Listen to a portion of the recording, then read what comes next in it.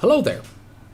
You may be wondering what has been going on with me for the past 3 weeks.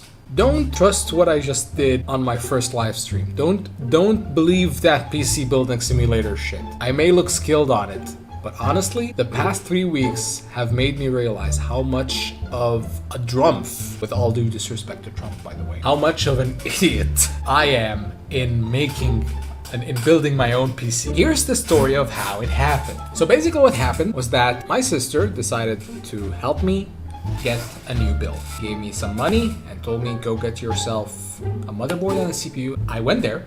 I went to a shop that I really trust, and after researching my components, I told them I wanted a Aorus B450 Elite and a Ryzen 3 500X. They told me we don't have the Aorus, but you can still there's still the option of getting an MSI B450 Tomahawk Max. And since I really like the MSI logo anyway.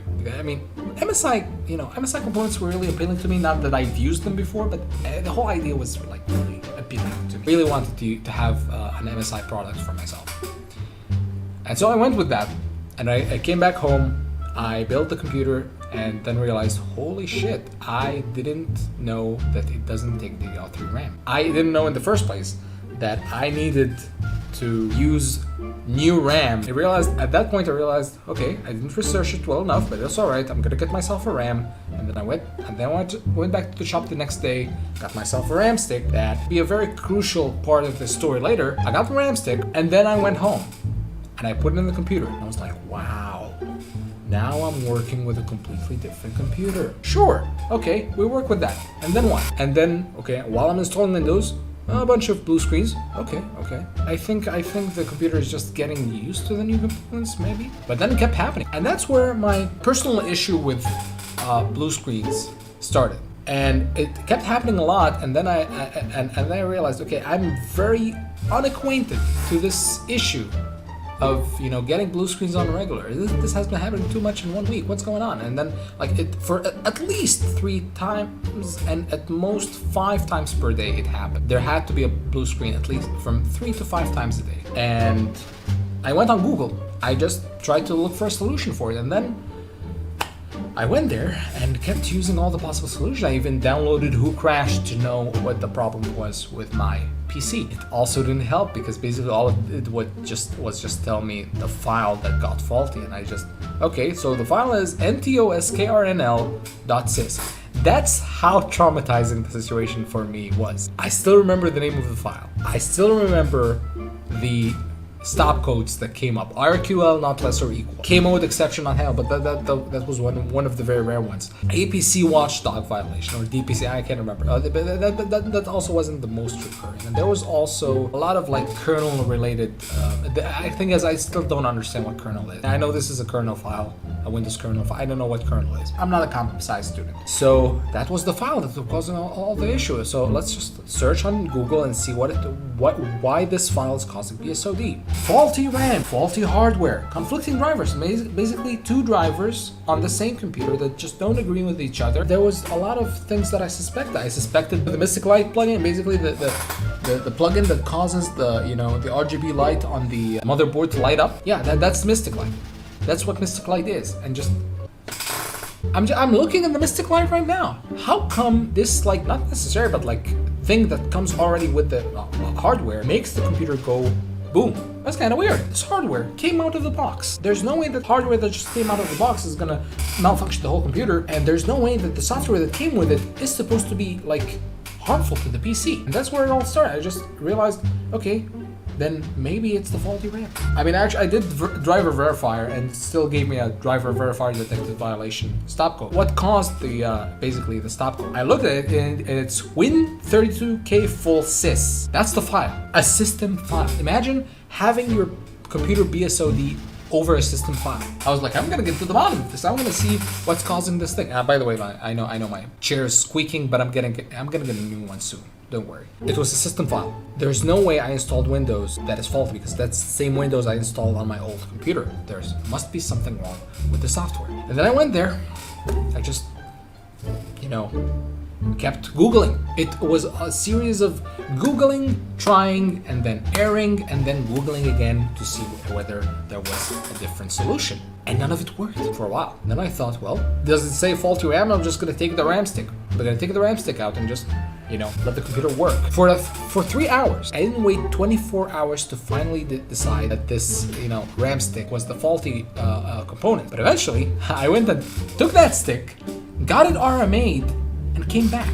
And then another blue screen happened. I was almost devastated at that point. And then I decided, okay, I'm just gonna see if the power supply has anything to do with this. And then I realized, while researching and using the power supply calculator on Google Master, and then I realized these components, these new ones, actually have less TDP than the ones on this thing. By the way, this red box that you see in the back, that's my old case. That's the thing that used to harbor my old computer. So I decided, okay, I don't know where the problem, I just don't know where the problem is anymore. I'm gonna have someone else to think for me. I'm gonna go to the shop. I brought all the possible components that I need for warranty, the boxes, the receipts, everything to make sure that I was going to RMA this thing no problem. Even though deep inside, I just didn't want to RMA any of it and just have them fix it for me and bring it back on the same day. So I went there, I explained to them, ever since I got this PC from you, ever since I got these components from you, I've been getting serious BSOD. He was like, oh, look at the fan, it's on sideways, let's just turn it sideways. And I was like, sure. Was that really the thing causing the problem? And basically he re-thermaled the CPU, which was like, okay, maybe that was the problem. Maybe the thermal that was already on the fan wasn't big enough. But the thing is, when he took out the fan, it was drenched in thermal. So none of that made sense to me. And then he said, you're using standoff. You're using every standoff that needs to be used. Every single standoff has to have a screw in it. You're not using enough screws, and this might cause problems to the motherboard. I was like, okay, what does that have to do with the BSOD? Okay, I'm just playing along. I'm just letting you do that for me. I'm letting you see if there's anything that needs to be fixed. And I was like, okay, what else needs to be changed? He says, well, your case is actually pretty, old. Why don't you recase it? And I took that as not as a direct quote that I needed to fix the situation by buying a case. I actually needed a new case anyway. So with the budget that I had, I got the new case. And I recased it into a Sigmatech Serocon 3. Not a very famous case, but still a very, it's gorgeous. I'm looking at it right now. It's gorgeous. It's amazing.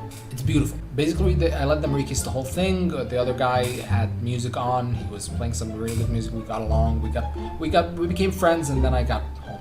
Loved the case for a while until, guess what? BSOD is back. Then I thought, okay, I'm just gonna rest for the rest of the day, and I'm gonna go to sleep, and hopefully the next morning I'm gonna have a solution for all of this. I went on Google again while I was having a Zoom meeting, and I was looking for the solution to the problem. And the Zoom meeting, the professor was talking to me, and the blue screen happened at that point, and I took that personally. So I just went on Google and searched for yet more solutions to the BSOD, specifically caused by NTOSKRNL, using that specific stop code. Surprisingly enough, I remember IRQL not less or equal, but I don't remember the other one. My searches have led to a thread on Microsoft forums. Basically had a lot of people talk about their situation, and the last comment in the thread. And then I looked at the hardware they got, and it was a lot similar to mine. They suggested this solution. Enable something, disable the other, but make sure that the RAM volt is 1.35 and that the vCore is 1.45. I don't know what a volt is, but I'm just gonna go with your solution. And I did that, and the PC ran very well for 20 hours without any blue screens of that. And I took it upon myself to just go back to the shop and tell them, hey, I found the solution that worked. He stood in front of me and said, I refuse to believe that you volted your vCore to 1.45. This will kill your CPU. Your CPU will melt. Just calm down. I know the problem now is the auto voltage. What kind of voltage should I revolt my CPU to? Okay, you seem to know what you're doing. Do this, do that, and just see if that works. What this and that were basically putting the voltage a bit lower, using a stress test, and if the temperature was any higher than 85, it needs to be lowered even more. At full stress, on 1.287 volts, the CPU is working at full stress, it reaches a temperature up to 82 Celsius. And there, I fixed the problem. My mom somehow wants them to admit that it was me solving the problem and not them. Because, well, I found the solution. They basically did the edits, the final edits to the solution. And it's not really a matter of who came up with the solution. It's a matter of PC now works. After 3 weeks of trying to figure out where the blue screens are coming from. This wasn't supposed to be a political thing or some sort of, statement. This was basically me doing my first video about how I ended up buying components, trying to fix them while they've only been out of the box for a few weeks. PC building can get really interesting. It is a very interesting topic and a very interesting practice if you're actually into it and building your own PC. Even though they're more experienced than I was in the matter of PC building, neither of us actually knew in the first place that the voltage was the problem on a fresh, out of the box motherboard. It really teaches you a lesson to be basically humble. Don't think that you can, when you work alone, you're gonna get all the answers, because sometimes you're gonna find the answers in the hands of someone else who might be more experienced than you. It's crucial. I know I'm getting really, emotional about this, but what I'm trying to say here is, it's necessary for us to depend on one another in situations where clearly we don't know the answer. If I hadn't gone to the shop who didn't directly help me but basically edited my answer to the problem, I wouldn't have solved the issue and fixed the computer.